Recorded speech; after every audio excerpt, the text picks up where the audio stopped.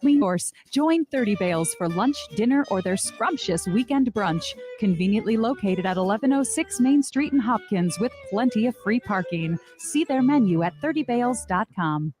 Hey, Cudahy to all my friends and relatives in four directions. This is Robert Pilot of Native Roots Radio presents I'm Awake. I'm here to ask you for your support. Finding honest Native-centered news is not easy. But with your support, we're able to provide accurate information about Standing Rock, Line 3, treaty violations, and COVID-19 in our Native communities. Please visit Native Roots Radio Network on Patreon and donate if you can. That's Native Roots Radio Network on Patreon. Pinigigi, and thank you for your support. Hey, it's Tom. Going solar is a great way to save on energy costs. By using the sun to power your house, you can feel good about an investment that will last for years. All Energy Solar is a locally trusted turnkey solar installer that's been around since 2009. They provide custom designs and quality installations of solar panel systems that work for your energy needs. One of the best parts about going solar is it's an investment that can pay for itself. Your system can pay back 100% of the installation cost in as little as 8 years. Plus, a system from All Energy Solar can pay back over 300% of its cost over its lifetime. There's also many tax incentives and rebates available, and the experts at All Energy Solar can walk you through the entire process to make sure you're saving as much as possible. So go green, both financially and environmentally, with All Energy Solar. Get a free, no-obligation assessment from All Energy Solar by calling 800-620-3370 or visiting allenergysolar.com. With a look at your AM 950 weather, I'm Patrick Lilia. A chance of rain tonight with a low of 48, then cloudy Thursday with a high of 59. Keep listening to the Matt McNeil Show from 3 to 5 this week for your chance to win a Stephanie Miller Sexy Liberal Comedy Tour pay-per-view pass for her show this Saturday night. Keep listening to the Matt McNeil Show for your chance to win, or go to sexyliberal.com to purchase your pay-per-view pass. Portions of Native Roots Radio may be pre-recorded. It's a good day to be indigenous. Get up, stand up. They are going to become more brutal. Because all the hippies are trying to be Indians anyway. They're going to become more repressive because it's a matter of dollars and their illusionary concepts of power. Hey, Victor. We must live in balance with the earth. And also with recent happenings at Wounded Knee. I am awake. Welcome to Native Roots Radio presents I'm Awake, and I'm your host, Wakanja Hade.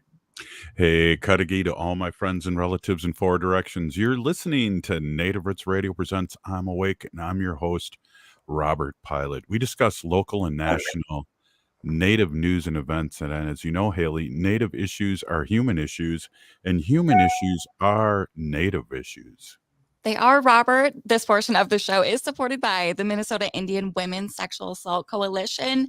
Hey, we have one more pair, or I guess just 2 tickets left for the Guthrie Theater performance of For the People. This is an all-Native American play. This is happening tomorrow night, so this will be for the Thursday, October 19th. Performance at 7:30 p.m. This humorous performance dives into the culture of Franklin Avenue in Minneapolis. Call us right now at 952-946-6205. And either Brett or Pat back at the mothership will set you up with those tickets. Again, that number is 952-946-6205 for your chance to win that pair of tickets tomorrow night at the Guthrie For the People. Yes, we saw the play and it's excellent. We'll go back again, and rumor has it we'll have Wes Studi on as one of our guests here in the next in the near future, and so we're excited to have the Native American Academy Award winner on and talking about his career and also what's happening here in Minneapolis and the Twin Cities. Hey, we have a really important guest here on today, and we're really excited to have Senator Agard on, and she is a Democratic Senate leader, and it's Melissa Agard, a Democrat out of Madison, one of my all-time favorite cities in the world. And we're going to talk a little bit about her tour, her grassroots tour, and I just want to say a big hello and a who here from Native Roots Radio. It's so good to see you.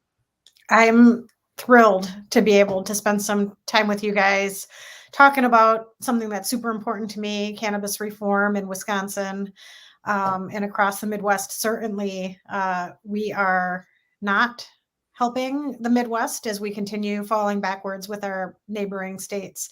And I think we're going to touch on a lot of different topics. I'm excited about it. Yeah, exactly. And here in Minnesota, we just legalized it. We had medical marijuana, and we had our tribe, one of the tribes here, Red Lake, really jump on it and really move. And I think personally, I don't use it. I've been sober for 38 years, going to be 39 years here real soon. But it's also works really well in so many different ways in the community. Whether it's mental health, whether it's cancer, whether there's all these things, and it's used correctly, it's a medicine. And so the support that I have in the state of Minnesota, and Ho-Chunk too, being a tribal member, it's legal in Illinois also. So it's very important, and especially with fentanyl running around and all these things, let's get right into it. And we're missing out on so many things in Wisconsin. Senator, let's talk about your mission in here and some of the good talking points about this.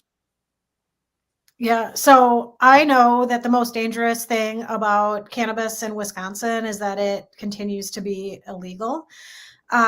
Illinois and Michigan had adult responsible usage, and Minnesota had medicinal usage for quite some time. It was a pretty restrictive medicinal bill. But then what we saw was through the legislature, there was an action that allowed edibles and beverages that are infused to be sold in Minnesota. And then just a few months ago, Minnesota became fully legal for responsible adult usage. So Wisconsin is an island of prohibition. And prohibition does not work with any substance. It did not work with alcohol. And there was a point in time where in Wisconsin, margarine was a prohibited subject. People would actually take orders from their friends and neighbors and drive to neighboring states to purchase margarine, because after all, we are the dairy state. And they would distribute the margarine to their friends and neighbors, breaking the law. And we are still the dairy state. People, I think, mostly prefer to eat butter in Wisconsin. But again, margarine, having it be a prohibited substance, was not working. And when I first introduced this bill, it was a decade ago, there were only 2 states that had legalized for responsible adult usage. So I was really at the front of this conversation.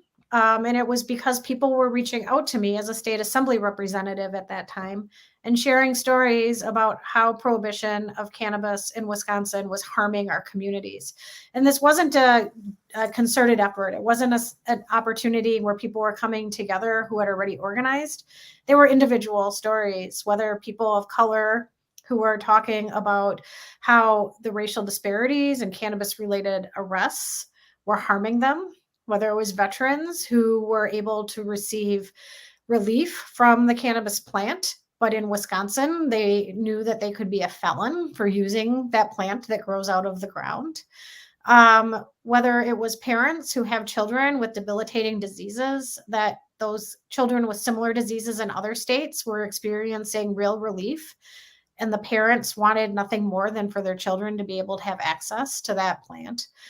Whether it was people who wanted to honor their own personal liberties and freedom in their own private homes and consume cannabis and be able to relax in the same way that people are choosing in Wisconsin, to stop at local convenience stores and purchase a 6-pack or more of alcohol and drink that before they go to work tomorrow.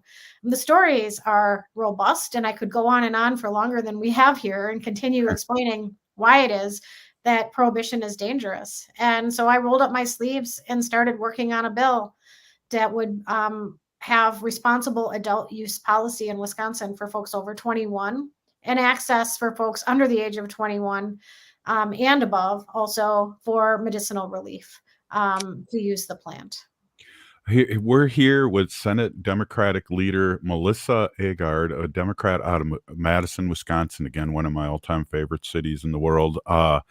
We are talking about her tour, the Grassroots Tour, and I know here, and I imagine in Wisconsin it's very similar. We had 70% were for this bill and this kind of a thing to tax it, decriminalize it. It's 2023. Absolutely. And that's exactly what this bill would do is would tax and regulate cannabis for sale in the same way that we tax and regulate the sale of alcohol or tobacco in the state of Wisconsin. And it is a 70% approval rating. 7 out of 10 people support full legalization. Now, medicinal cannabis, it's even higher than that. But, it's politicians that need to make that choice because in Wisconsin, we do not allow referendum questions on our ballots to change the direction of our laws. It has to go through the legislature. And any policymaker, any elected senator or representative who wins their election with a 70% margin would be considered a landslide. And I'm not sure why it is that when it comes to policies, we see it in a different way. We are more dangerous and we're less free. And we have less opportunity in Wisconsin because of prohibition. And despite the fact that 70% of the folks in Wisconsin, nearly 70% of the folks in Wisconsin support this bill, I haven't been able to get a hearing over 10 years. Wow. So I've embarked on the grassroots tour and I've stopped at dozens of cities across the state. I'll continue until the weather makes it a little bit tricky to navigate. Meeting with people where they are as opposed to bringing them to Madison so that I can hear about people's dreams and hopes, concerns about cannabis and make sure that we get this bill drafted in the best way possible. Wow, we have a lot to talk about. And one of the things after this break, State Senator, I would really like to talk about how healthy would be to have this happen because we have an epidemic here of fentanyl and things like that. And when it's controlled, we won't have these overdoses and stuff. But hey, we're here with Senate Democratic leader Melissa Agard, a Democrat out of Wisconsin, and we're going to be right back after this short break. Stay with us. Right on. Hey, listening to Native Roots Radio.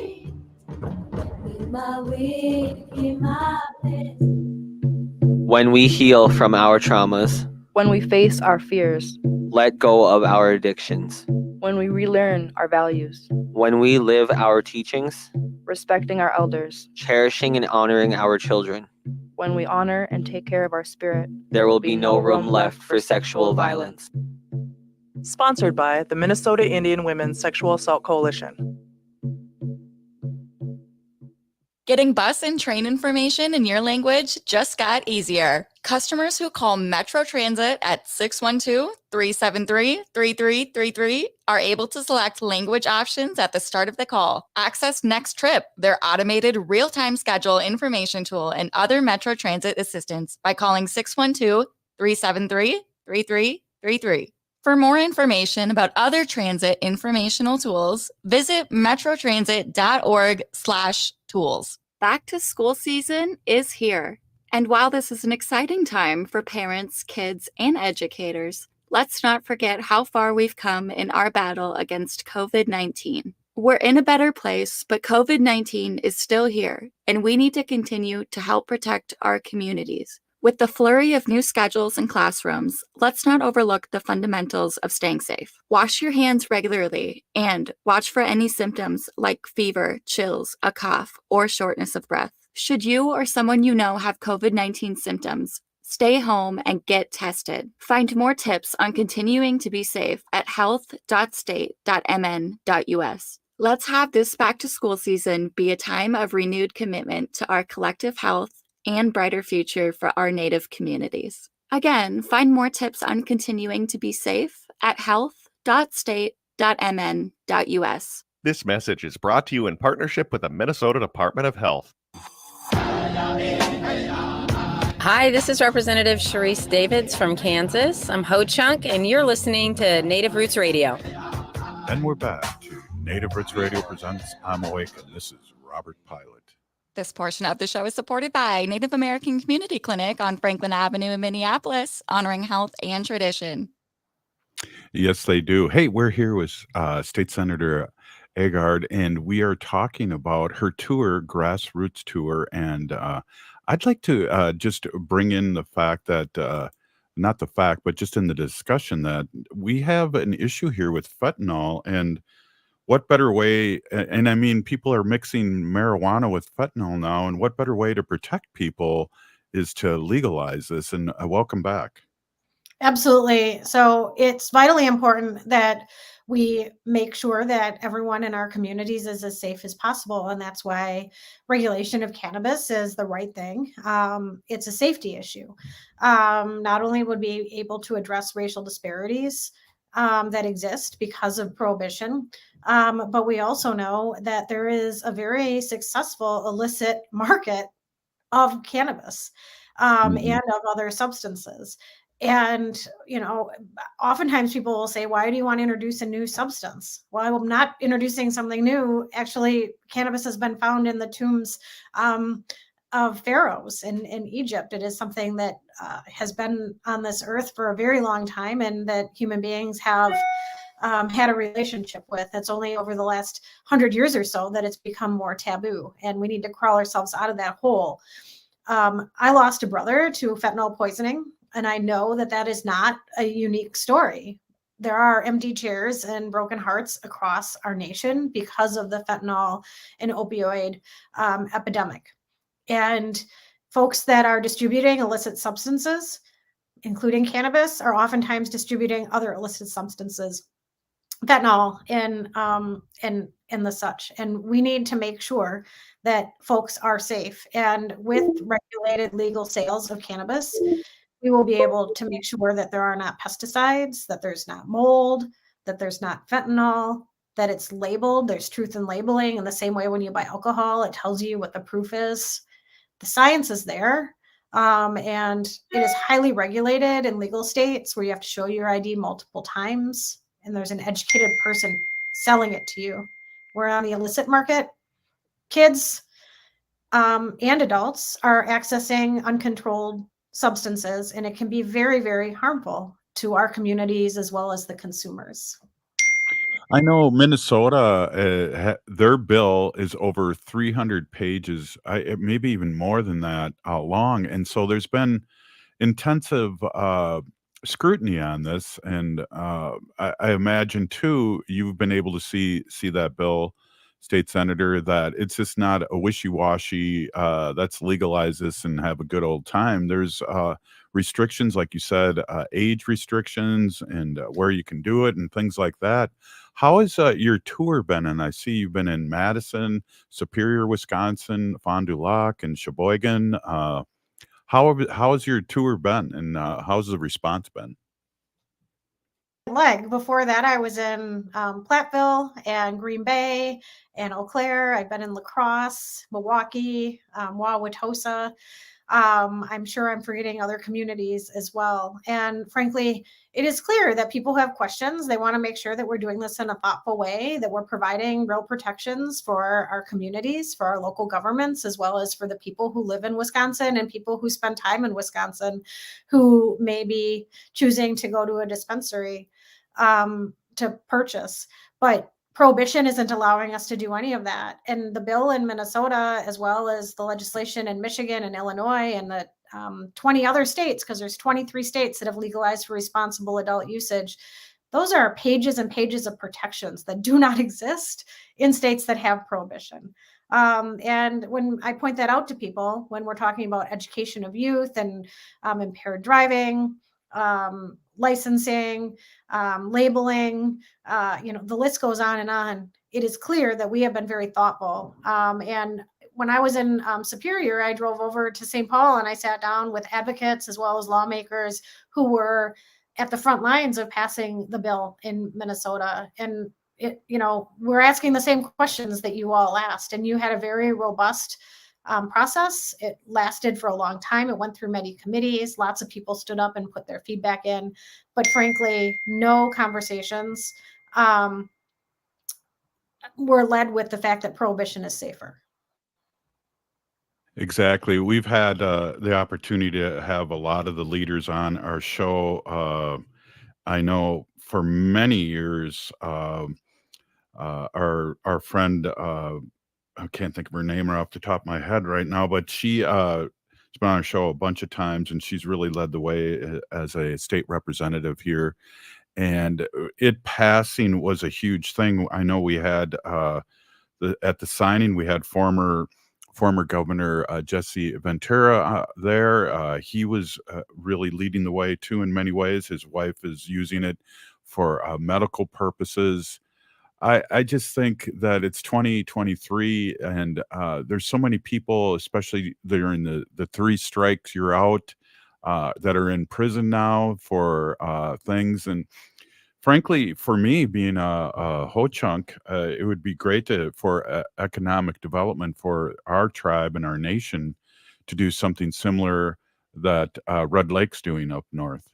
Well, and Red Lake has been one of the front end people. I mean, they as soon as it was legal, they opened up. And my understanding is I chatted with some folks that were there. The lines were long. They were selling out. They were figuring out how to collaborate with other people.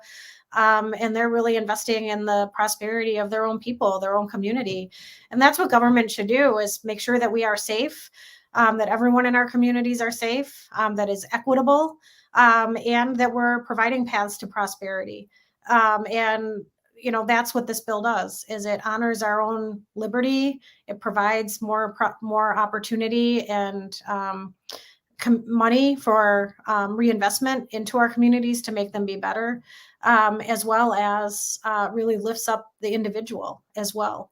And that to me feels very much like nonpartisan talking points. And it's unfortunate that we get lost behind party affiliation with these conversations. But it's not a matter of if this is going to happen. It's a matter of when and what the details are, and making sure that with the money that is raised from cannabis sales and licensing fees, that it's reinvested in the communities that have been harmed. So in our bill, we have community reinvestment funds, so that communities like the First Nations, agricultural communities, women, people of color are at the front lines of being able to be able to invest in the industry, and to receive those funds to equalize harm that has been done in the state of Wisconsin.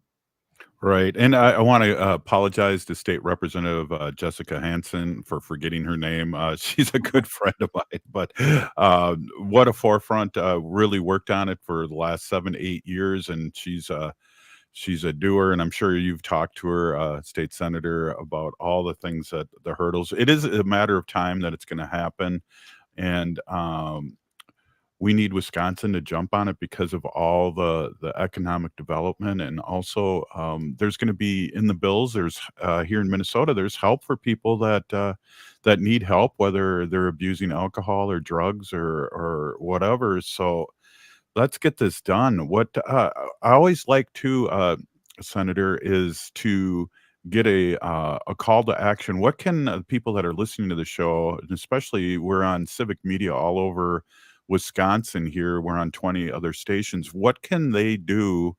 what can they do? Can they call somebody? What can a call to action look like? Yeah. So, if I'm coming to your town, please show up to one of the stops on the Grassroots Tour. We let people know about those on social media. So you can follow me on Facebook and Twitter to find out when our next stops are. Additionally, we do have a sign-on document that people can sign their names on and support. What we're asking for is simply for a public hearing of this legislation. We're not even pushing anything more than that. So it will go to the leadership of the majority party in Wisconsin, asking them to allow us to have a public hearing. And people can find that sign-on petition on my office website. You can just Google Melissa Agard, Senator Melissa Agard, and that'll come up. Or you can find it also on our Facebook and our Twitter pages. But ultimately, there's a lot of myths to overcome when it comes to cannabis. People still seem to suffer from reefer madness. And I think that taking those myths out and being truth tellers is very, very important. And really showing up for what your values are. Number one thing that we can all do is vote in all elections and vote our values and our morals. And have the backs of people who are putting themselves on the line. And if you've never thought about running for office, whether it's cannabis or domestic violence, sexual assault, healthcare, whatever it is, please think about running for office. We need more good people, passionate people to run for office and add their voices in our Capitol buildings. Well, I want to say a big Peeny thank you for coming on our show. I hope we can make this more frequently and more often, seeing that we have a lot of listeners in Wisconsin and also the good work that you're doing. State Senator Melissa Agard, of Democrat out of Madison, one of my, again, favorite cities in the world. Thank you so much for coming on. And one more time for your website so we can get people a plan to action here. So just go to sen.agard@legis.wi.gov, and you will find us. And it has been an honor to be on the show today. I look forward to coming back and continuing to chat with you about how it is that we make this world more compassionate and equitable for everyone. Absolutely. Peeny, thank you so much for coming on. Really, our pleasure all the way, really. So, hey, you're listening to Native Roots Radio presents I'm Awake, and up next, we're talking Little Moments Count. So we'll be rocking and rolling very soon with that. We'll be right back after this short break. Stay with us. Minnesotans age 65 plus might qualify for Health Partners Minnesota Senior Health Options. The plan includes personal support, coverage for medical, prescription drugs, and dental, plus over 30 extra benefits. Eligibility information is available at healthpartners.com/oneplan. Health Partners is a health plan that contracts with both Medicare and the Minnesota Medical Assistance Medicaid program to provide benefits of both programs to enrollees. Enrollment in Health Partners depends on contract renewal. Minnesota has the only original wolf population in the continental United States. And 80% of Minnesotans believe the wolf should be protected. Howling for Wolves is asking Minnesotans to respect our true wildlife manager, the wolf. Their survival is critical to our ecosystems, our communities, and even our economy. As highly intelligent animals with strong social bonds, Minnesota wolves deserve to be protected and admired. Learn more at howlingforwolves.org. Let's live and let howl. October's Domestic Violence Awareness Month, and Strong Hearts Native Helpline is here to help. If you are experiencing domestic or sexual violence, Strong Hearts advocates provide culturally appropriate support and advocacy for Native Americans and Alaska Natives. Free, confidential, anonymous, 24/7. Strong Hearts advocates are Native American and take a Native-centered approach to every contact. Call or text 1-844-762-8483. That's 1-844-7-NATIVE, or chat online at www.strongheartshelpline.org. Bonjour, hello. My name is Wabin. I am an enrolled member of the White Earth Nation, descendant of the Navajo Nation, and co-chair of the Indigenous Employee Resource Group with the Minnesota Department of Transportation. MnDOT is hiring for a variety of positions from road maintenance to accounting and more. We offer great benefits. For more information or to set up a one-on-one resume and application assistance, visit mn.gov/careers, or you can text or call 612-257-2388. 612-257-2388. In this critical time for Indian country, voting is crucial to protecting the land, water, and communities. Voting creates collective power in securing our planet's future amid climate chaos. Engage in personal conversations with loved ones to ensure they are making informed voting choices. Register to vote. And don't forget that 16 and 17-year-olds can pre-register to vote in Minnesota. NACD is asking us to stand together and make voting a tradition. Go to nacd.org to learn more and make your pledge to vote. October's Domestic Violence Awareness Month, and Strong Hearts Native Helpline is here to help. If you are experiencing domestic or sexual violence, Strong Hearts advocates provide culturally appropriate support and advocacy for Native Americans and Alaska Natives. Free, confidential, anonymous, 24/7. Strong Hearts advocates are Native American and take a Native-centered approach to every contact. Call or text 1-844-762-8483. That's 1-844-7-NATIVE, or chat online at www.strongheartshelpline.org. Think your company's safe? Your staff is working from home, right? As I speak, cyber criminals are mounting attacks across the country. Remember, when we're weakest, cyber criminals attack. Hi, Mark Sommerfeld from Rymark. The Rymark team is guiding our clients through these difficult times. In fact, demand has been so high, we created an easy-to-follow guide. It's yours free. Download our 5 steps to securely work from home now at rymarkit.com or call 651-328-8900 for a no-cost how-to discussion. With a look at your AM 950 weather, I'm Patrick Lilia. A chance of rain tonight with a low of 48, then cloudy Thursday with a high of 59. The nights are getting colder, but the music is still the hottest at Crooner's Supper Club in Fridley. Crooner's is located just north of I-694 off Highway 65 and Moore Lake Drive. View their upcoming music schedules and food menus at croonersloungemn.com. You're listening to Native Roots Radio. This is Spirit from Reservation Dogs. Get up and listen.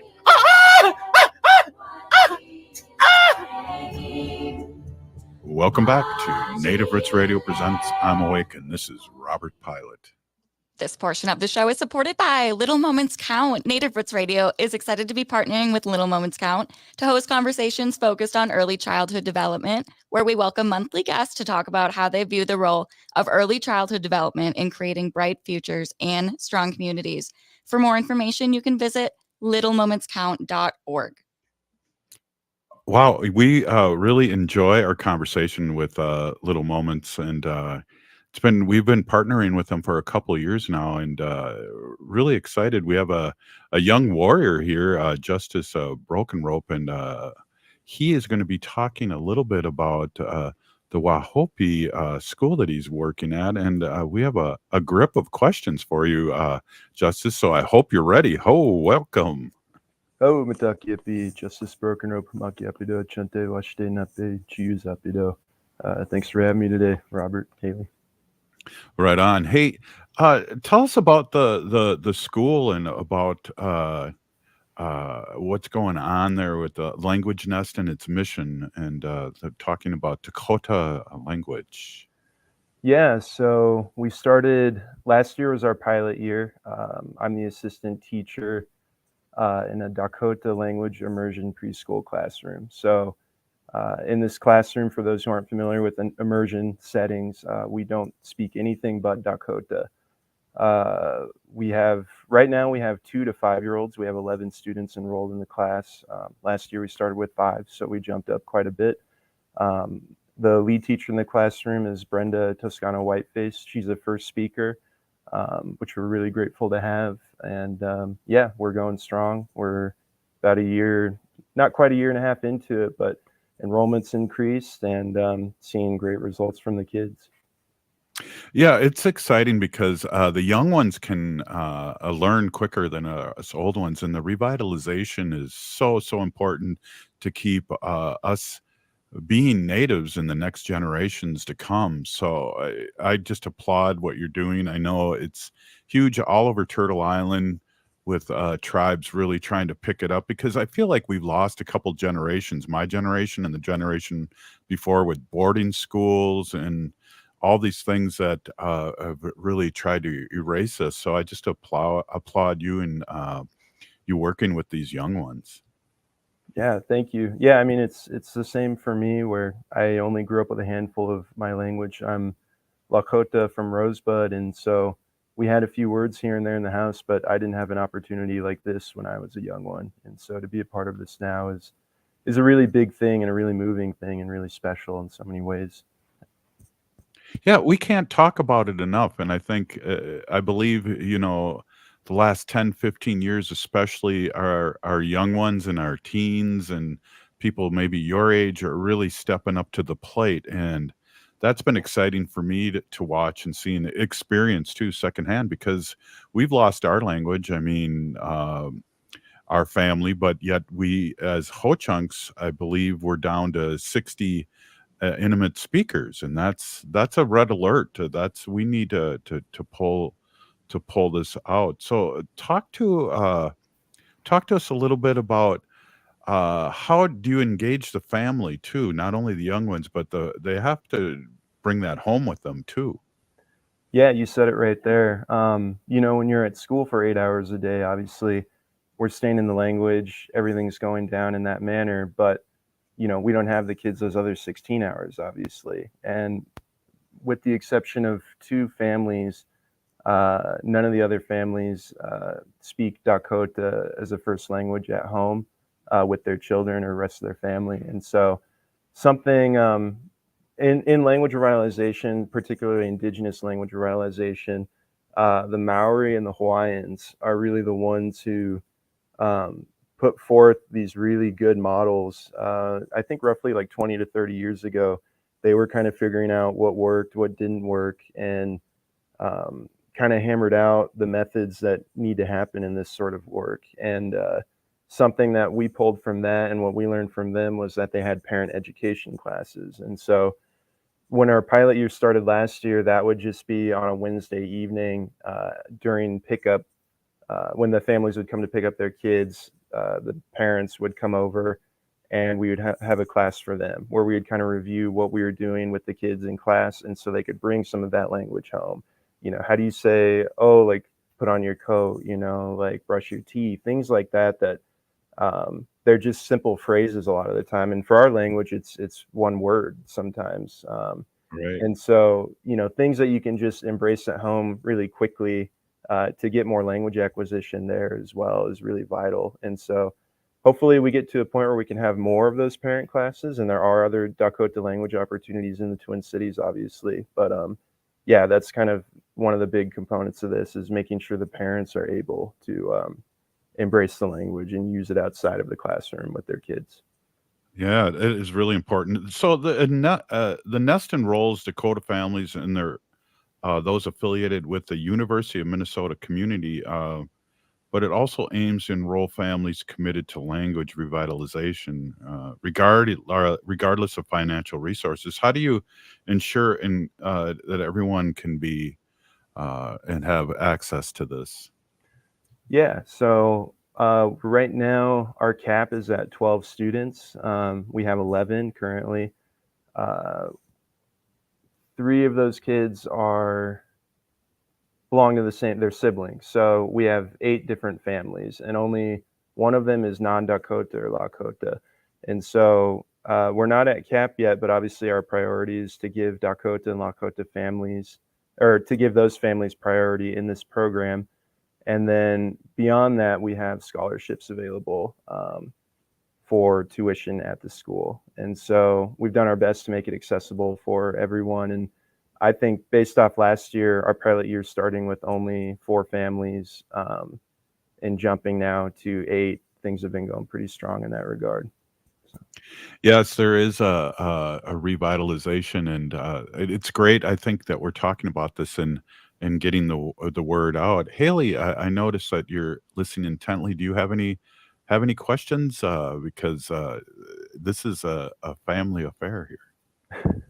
Yeah, well, I just want to say language is so hard to learn, especially as the older you get. And I definitely had my fair share of struggle with it. But so just a big peanut geeky thank you for teaching these young ones their language, especially their cultural language. And yeah, I'm happy to see this language program take off a bit more at the U of M. I didn't know about this before, so I'm really excited. And, you know, Robert and I are both alumni from the U of M, so we really support this program and all the great work that's going on over there.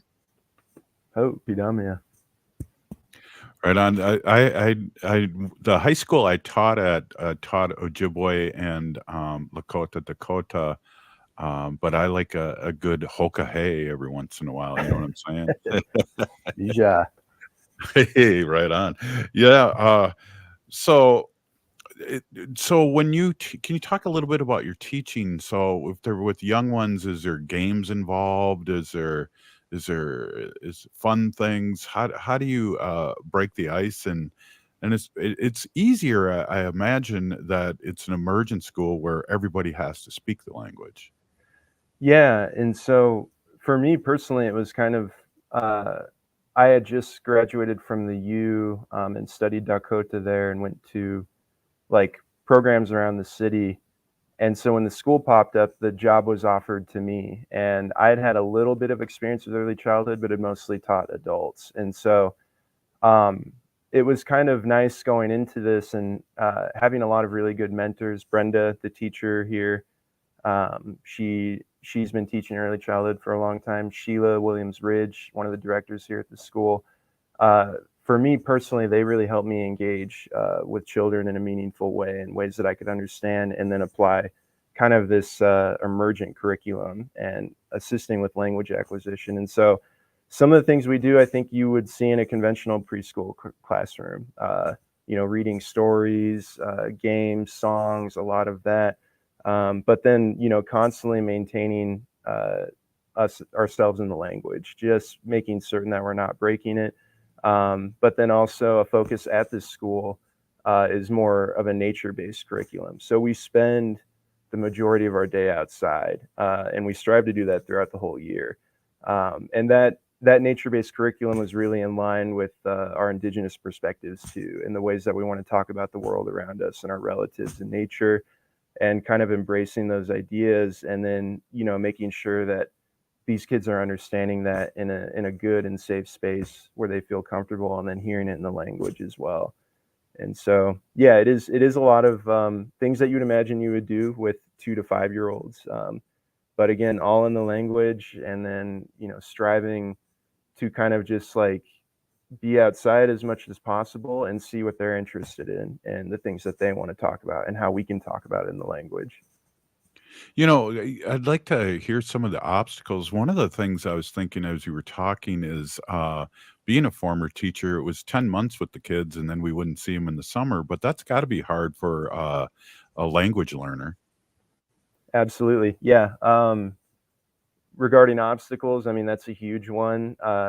There are things you can do over the summer, but that being said, not a lot of them are catered towards early childhood most of the time. They're more towards people around our ages. And so finding ways that kids can, there's an organization, Dakhota Yapio Kodakichie, which is DIO, that's based out of the Twin Cities, that organizes a lot of camps. And those are where kids can go, kind of hear languages. I've worked there. Brenda's worked there. Other Dakhota teachers work there from time to time. And so there are opportunities, but yeah, it is definitely a challenge. And that's kind of the key thing, where it's like we want to set these parents up to be able to speak more at home and more consistently. And we can see when that happens too.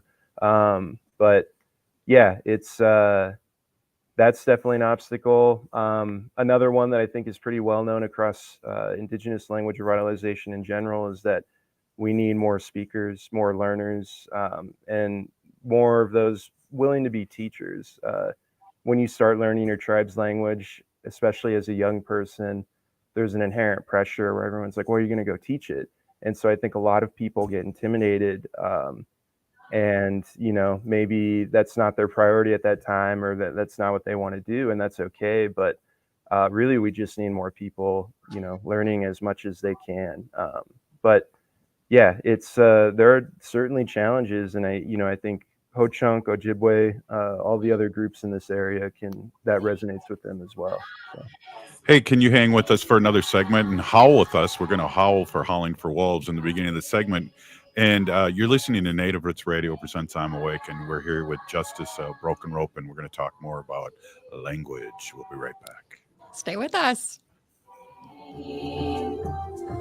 Getting bus and train information in your language just got easier. Customers who call Metro Transit at 612-373-3333 are able to select language options at the start of the call. Access Next Trip, their automated real-time schedule information tool, and other Metro Transit assistance by calling 612-373-3333.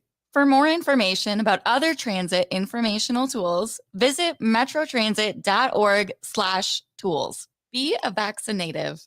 As the fall season continues, new COVID-19 variants threaten the health of not just you, but our elders as well. These new variants might even evade previous vaccines. That's why it's important to stay up to date. The newly authorized vaccines target current variants effectively and are FDA approved for ages 6 months and older. But there is an important note. These are the first COVID vaccines to be commercialized, which means there may be costs associated with them. Speak with your health insurer about your coverage before scheduling an appointment to avoid a surprise bill.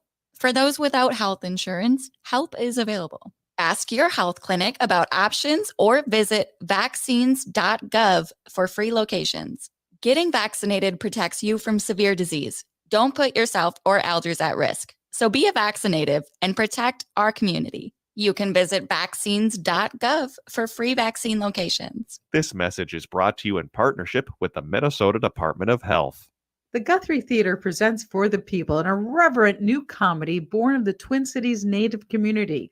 In the play, April Dakhota dreams of opening a wellness center on Franklin Avenue to serve the Native community. She's counting on a grant to make it happen, but when her presentation goes sideways, she's forced to make a decision that puts the community and her culture at risk. On stage now through November 12th. Tickets at GuthrieTheater.org. That's through November 12th. GuthrieTheater.org. Hi, I'm Jane Fonda, and you're listening to Native Roots Radio. And we're back to Native Roots Radio presents I'm Awake, and this is Robert Pilot. This portion of the show is supported by Howling for Wolves, protecting wolves for future generations. Good Right morning. on, Justice. We didn't have to beg you. That was a good one. That was a good howl. I'll take any chance I can. Yeah, exactly. Hey, we're here with Justis Brokenrope, and we're talking about Wahójourdpi Language Nest, and it's a Dakhota immersion school, preschool, a classroom located within the University of Minnesota Childhood Development Laboratory School. So we're really excited to talk to you about these things that really are important to us as Native Americans, and also our allies that are listening to us and want to support us. Before I get on with my questions, what is the one thing that you would like to say about the school and about your work? And I know you've learned the language, you weren't brought up with it. Talk to our audience and tell them from your heart how important this is for you and our communities. Yeah, I think some of the things I kind of mentioned earlier in terms of I didn't grow up with the language. I started learning it kind of without meaning to a couple years back, and then realized this is where I wanted to be and what made sense at this point in my life right now. And I just hope that other young people and maybe parents, folks who have that opportunity or it's accessible to, can try and engage with it.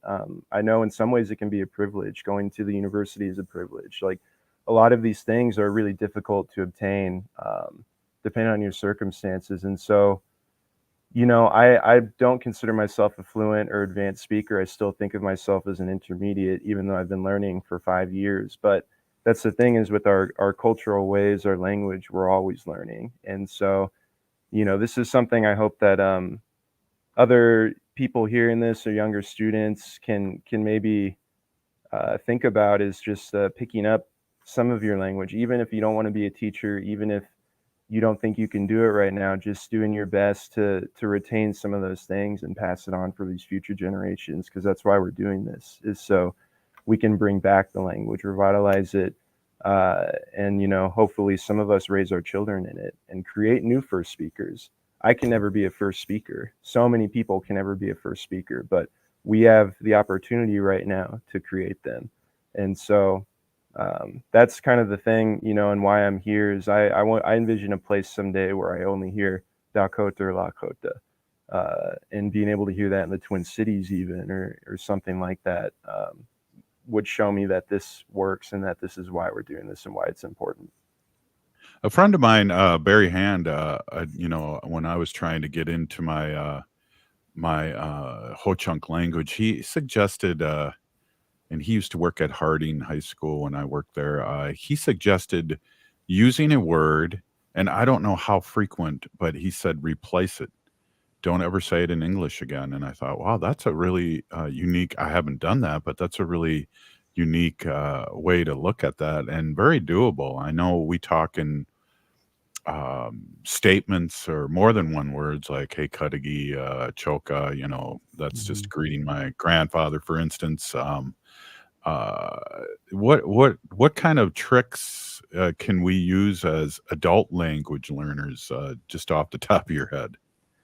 Yeah, there's some that feel kind of obvious. I think when you start learning a language is like one thing that I was told is start labeling things in your house, you know, then you get used to seeing those words, or if you know how to read the orthographies or the way they're written, you can start pronouncing them. And even if you don't retain them in your head necessarily, you're still going to see it, visualize it, and you get used to the visual. If I have a cup or something like that, or a door, like any of those things.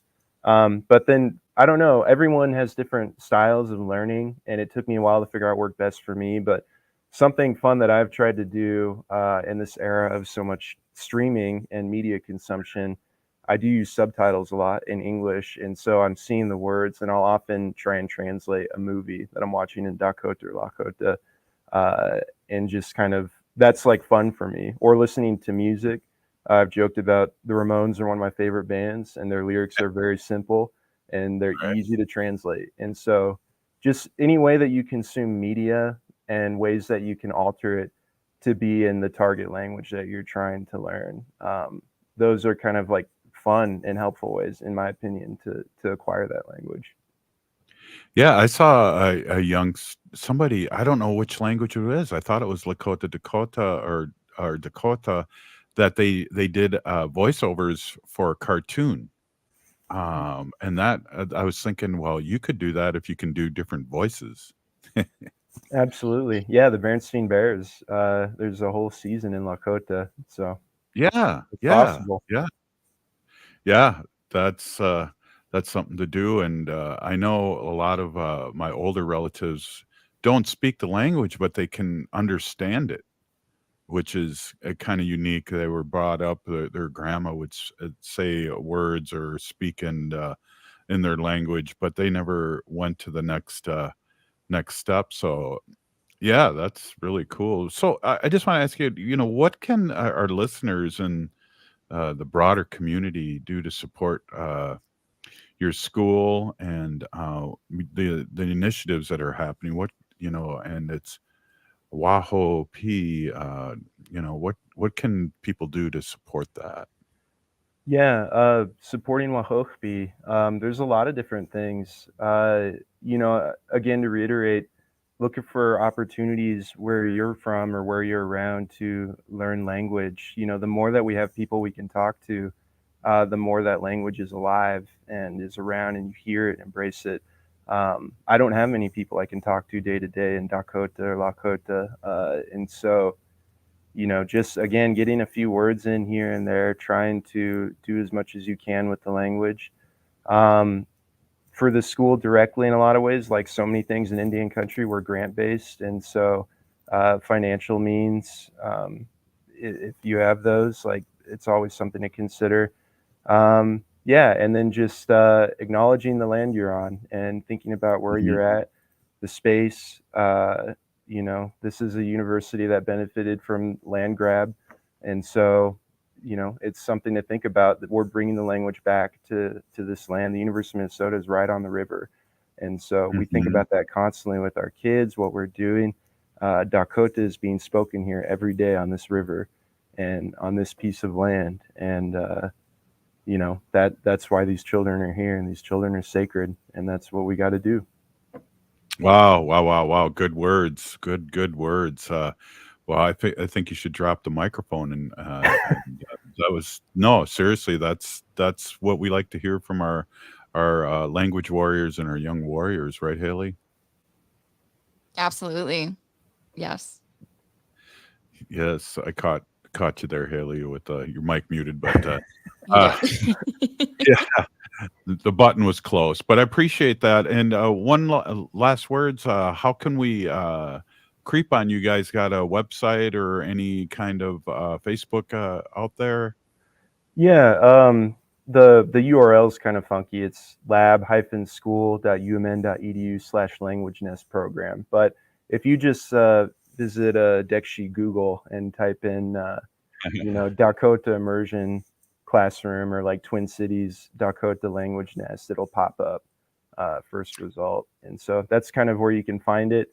And then, yeah, if there are people, you know, looking for volunteer opportunities or wanting to participate in the parent language class, you know, just reach out. DO is another good organization. The founder of this program also works for that program. And so, That's Shoshone Duta, Joe Bendixson. So there are different opportunities within the Twin Cities, kind of where we're all interconnected. But yeah, that's our website, and it's kind of what we do here. So. Right on. Hey, thank you so much, Big P. Ngigi. Thank you for coming on the show. If you're listening to the show, you're part of the resistance. We're still here. We are the 7th generation. Free Leonard Peltier. Now. When a drunk driver hit my car, the structural integrity and safety features of my Toyota Sienna saved my life.